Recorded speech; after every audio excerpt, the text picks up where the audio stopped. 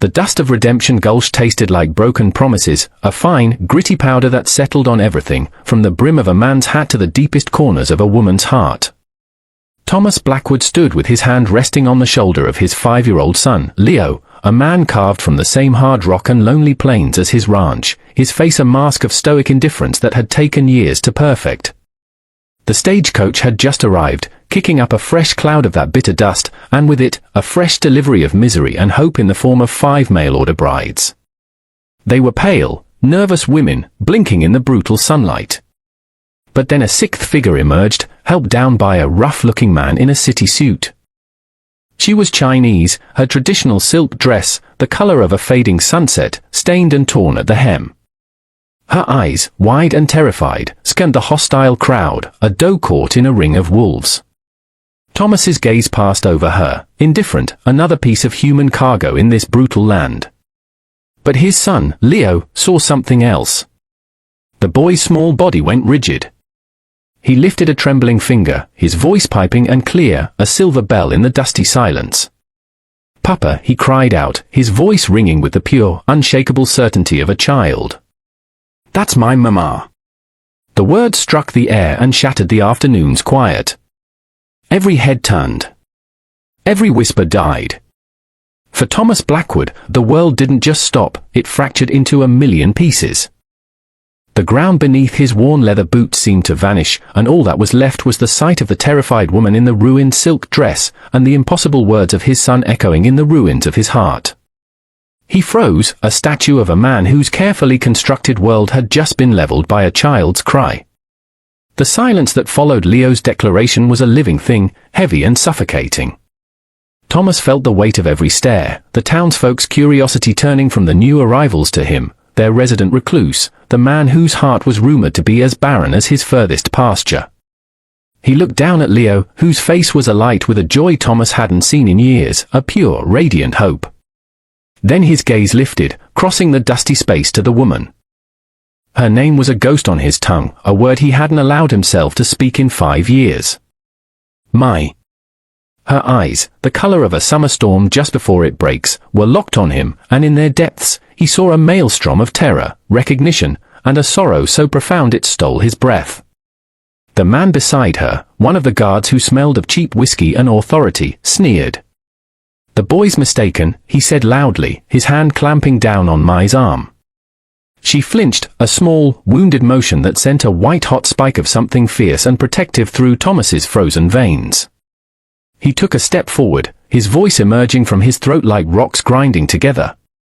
"What is your name?" he asked, the question directed at her, though his eyes burned into the guard. Before she could answer, the guard yanked her arm. "She's got no name for you, rancher. She's cargo." Property of Mr. Sterling. Mai's mouth opened, a silent plea, but no sound came out. She was a portrait of anguish, her entire being screaming a story she could not tell. The guards began to herd the women toward the town's only hotel, pulling Mai along with them. She looked back over her shoulder one last time, her eyes a desperate, drowning plea aimed directly at Thomas. He remained rooted to the spot, his son's small hand now clutching his, the impossible hope in the boy's eyes a stark contrast to the cold, familiar bitterness coiling in his own gut. She had abandoned them. That was the story he had lived by. It was the foundation of the fortress he had built around his heart. But as he watched them drag her away, a woman who looked less like a betrayer and more like a prisoner, the first crack appeared in that foundation. The room was a cage gilded with faded velvets and dark, heavy wood. It was the finest suite in the Redemption Gulch Grand Hotel, but to Mai, it was just a more opulent version of the prison she had known for the last 5 years. A guard stood posted outside her door, a constant, looming reminder that she was not a guest, but a possession. From her window, she could see the vast, endless prairie stretching to meet the sky, a cruel mockery of the freedom she craved. How could a land so wide and open hold so much captivity within it? Her hand went to a small, hidden pocket sewn into the lining of her dress, her fingers closing around the worn, smooth contours of a small wooden bird. Thomas had carved it for her during their first spring together, his large, calloused hand surprisingly gentle as he shaped the tiny creature. He had told her it was a meadowlark, a bird whose song promised new beginnings. It was all she had left of him, of the life that had been stolen from her. Her mind, a vessel of trauma, replayed the fragmented memories. The sweet, milky smell of her newborn son. The chillingly calm voice of her father in San Francisco, telling her the baby had been born still and that Thomas, the American rancher, had sent word he would not be back. The lie had been a blade that had expertly severed her from her own life. Then came the contract, the debt, the passage on a ship not as a wife, but as property, sold to a cruel and powerful man named Sterling. For 5 long years, she had believed her son was in heaven and the man she loved had betrayed her. Then, today, in a dusty street, a miracle had shattered her despair. She had seen him. Her son. Alive. And in that moment, seeing the hardened stranger Thomas had become, a new, more potent agony was born, the agony of a truth that might never be heard. Thomas rode his horse hard, the rhythmic beat of its hooves against the dry earth a futile attempt to outrun the chaos in his own mind. Back at the ranch, the silence was a physical presence. He moved through the familiar motions of the evening, mending a fence, watering the stock, cooking a simple meal, but his mind was 1,000 miles away, trapped in that dusty street, staring into a pair of storm-colored eyes. He put Leo to bed, the boy's small frame curled up under a heavy quilt. "Was that really Mama?" Leo whispered, his voice drowsy with sleep but laced with a child's unwavering faith. Thomas's throat tightened. "Go to sleep, son," he managed to say, the words feeling like ash in his mouth. For 5 years, the narrative had been simple, brutal, and clean. Mai had left. She had seen the hardship of a rancher's life and chosen the comfort of her wealthy family in San Francisco. The letter had been polite, cold, and final. It had shattered him, but from the pieces, he had rebuilt himself into someone who needed no one, a man whose only vulnerability was the small boy sleeping in the next room. He had packed away her memory like he had packed away her belongings, in a dark, locked place. But now, Leo's words had picked that lock. After the boy was asleep, Thomas walked to the old sea chest at the foot of his bed. The lid creaked open, releasing the faint scent of cedar and dried lavender. Beneath a set of his mother's linens lay a small, leather-bound box. He opened it. Inside was a faded photograph of a smiling, vibrant Mai, her head tilted back in laughter, and beside it, a single, tiny leather bootie, worn soft from a foot that had never learned to walk on its own. He picked up the photograph, his thumb tracing the curve of her smile. The woman in the picture was full of light and love. The woman in the street was a ghost, haunted by a sorrow he couldn't comprehend. The anger that had been his constant companion for half a decade began to feel thin and brittle, a poor shield against the agonizing possibility that the story he had built his life upon was a lie. Desperation was a sharp-edged stone in Mai's throat.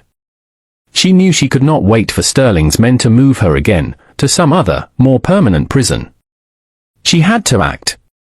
That evening, she feigned a sudden, violent illness, crying out and collapsing to the floor. The guard, a hulking man named Lars, was hesitant but eventually sent a boy to fetch the town doctor.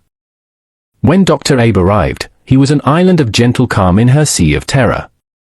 He was old, with kind, wrinkled eyes that seemed to see far more than what was on the surface. He shooed the nervous guard out of the room, insisting he needed privacy to examine his patient. "Let the girl breathe, man," he'd grumbled, closing the door firmly. Alone with her, his professional demeanor softened. He didn't press her for details, but as he took her wrist to check her pulse, his thumb brushed over the dark, fingerprint-shaped bruises on her arm, hidden beneath her sleeve. His eyes met hers, and in them, she saw not judgment, but a deep, weary understanding. "The body keeps a record of our sorrows," he said softly, his voice a low rumble. He saw the frantic terror she was trying to conceal. He saw the truth. He spoke to her of his own late wife, of the courage it took to endure in a world that was often unkind. "Courage isn't the absence of fear, child," he told her, his gaze steady and reassuring. "It's acting in spite of it." Before he left, he placed a small, dark bottle on her nightstand. "Laudanum, for the pain," he said, but as he stood at the door, he gave her a look of profound meaning. It was not just a medicine. It was a key. A chance. An unspoken offer of alliance from the first kind soul she had met since her world had been torn apart. Hope, a fragile and unfamiliar feeling, began to flutter in her chest like the wings of a trapped bird. Martha, the proprietor of the Redemption Gulch boarding house, was a woman built of straight lines and sharp angles. She ran her establishment with an iron will and had no tolerance for scandal or riffraff. She'd heard the whispers about the new Chinese woman and the scene with Thomas Blackwood and his boy. In Martha's ledger of life, things were either respectable or they were not, and this whole affair was decidedly not. Her opinion, however, began to shift the following morning. She was sweeping her front porch when she saw Lars, the guard, dragging Mai from the hotel. Mai had apparently tried to step outside for a breath of fresh air, and Lars was making a public spectacle of her punishment, his voice a low snarl as he shoved her back towards the door. Martha saw the look on Mai's face, not defiance, not shame, but the pure, unadulterated terror of a hunted animal. That sight offended Martha's core, a deeply buried but fiercely held sense of justice. This wasn't a fallen woman causing a scandal, this was a brute tormenting a victim. The moral arithmetic in her head recalculated. That night, a storm rolled in, the pathetic fallacy of the heavens weeping for the town's injustices. A frantic, tapping sound at her back door cut through the rhythm of the rain. When Martha opened it, a cloaked and soaking figure stumbled inside. It was Mai, her face pale, her eyes wild with fear. She had used Dr. Abez's laudanum, not on herself, but in the guard's evening coffee. She had only a few precious hours. "Please," Mai whispered, the word a ragged breath.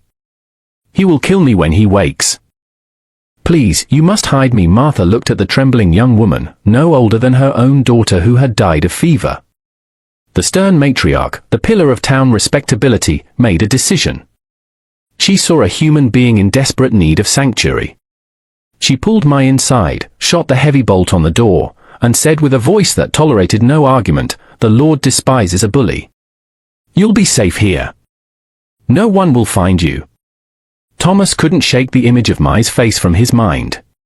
The story of her abandonment had been a simple, solid thing, but now it felt like sand slipping through his fingers.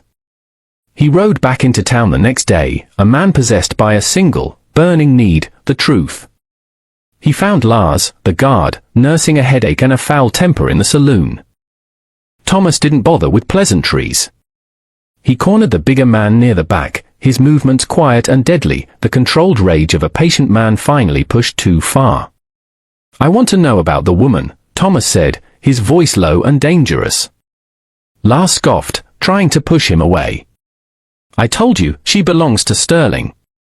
She ain't your concern." But Thomas was not the same man he was 2 days ago. The walls around his heart were crumbling, replaced by a cold, righteous fury. He slammed Lars against the wall, the impact rattling bottles on a nearby shelf. The saloon went quiet. "She is my concern," Thomas growled, his face inches from the guards.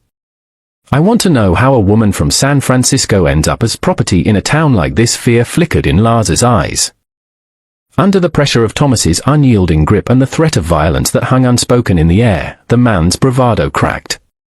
"It was a contract," he spat out, a desperate confession. Her old man, a big shot in the city, owed Sterling a fortune.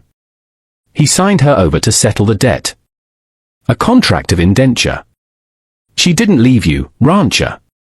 She was sold." The word hung in the air, ugly and obscene. Sold. Not a choice. Not a betrayal. A transaction. The entire foundation of Thomas's bitterness, his pain, his isolation, was obliterated in that single, horrific word. He released Lars, who slumped to the floor. Thomas stumbled back, the truth a physical blow. He hadn't been abandoned. He had been a fool, nursing a wounded pride while the woman he loved had been living a nightmare. His grief was now dwarfed by a tidal wave of guilt. The journey from the saloon to Martha's boarding house was a blur of dust and dawning horror. A stable boy, sympathetic to Thomas's frantic questioning, confirmed he'd seen a cloaked woman slip through Martha's back door during the storm last night. Hope and dread warred within him as he raced to the respectable establishment, Leo held tight in front of him on the saddle. He didn't knock with anger or accusation, but with the desperate plea of a man praying for a miracle. Martha opened the door, her stern face giving nothing away, but she stepped aside to let them in. And then he saw her. My was standing by the hearth, pale and trembling, but safe. Their eyes met across the room, and in that gaze, 5 years of pain, misunderstanding, and loneliness collapsed into a single, heart-stopping moment. But it was Leo who broke the spell. He slid from Thomas's arms and ran, his little boots thudding on the wooden floor. "Mama," he cried, launching himself into her arms. Mai sank to her knees, a sob tearing from her chest as she wrapped her arms around the child she had thought was dead. She buried her face in his hair, her tears of anguish finally turning into tears of cathartic release. Holding her son, with Thomas watching, the dam of her silence finally broke. The words poured out of her in a long torrent of grief and truth. She spoke of her father's treachery, of his lies about Thomas's abandonment and their son's death. She recounted how he, shamed by her marriage to an American laborer and desperate to cover his gambling debts, had signed the indenture contract with Mr. Sterling, effectively selling his own daughter into servitude. "I thought he was dead," she wept, clutching Leo tighter. "They told me my baby was in heaven. Every day, for 5 years, I mourned a son who was alive." Thomas sank into a nearby chair, the weight of her story crushing him. His own pain seemed selfish and small compared to her profound suffering. He had cursed her for leaving, while she had been weeping for a dead son and a lost love. The guilt was a physical agony. He crossed the room and knelt before her and their child, his own tears finally falling. "Mai," he choked out. "Can you ever forgive me?" The fragile peace of their reunion was shattered by the sound of heavy boots on Martha's porch and a fist hammering on the front door. Lars and the other guards, their authority bolstered by a corrupt town sheriff in Sterling's pocket, had discovered Mai's hiding place. "Open up, Martha!" Lars bellowed. "We know she's in there. She's stolen property." For a moment, stark terror seized Mai again. But then something shifted. Thomas stood up, no longer a man broken by guilt, but one forged anew by purpose. He placed a steadying hand on her shoulder. "You are not property," he said, his voice ringing with a conviction that was absolute. "You are home." He turned to face the door, but before he could reach it, he realized he was not alone. The story had spread through Redemption Gulch like a prairie fire, carried on the winds of gossip but fueled by the undeniable truth of a mother's reunion with her son. Dr. Abe had spoken to the blacksmith. Martha had confided in the mercantile owner's wife. The whole town had watched Thomas Blackwood, the hermit, transform into a man fighting for his family. When Lars and his men finally broke the door open, they weren't met by a scared woman and a lone rancher.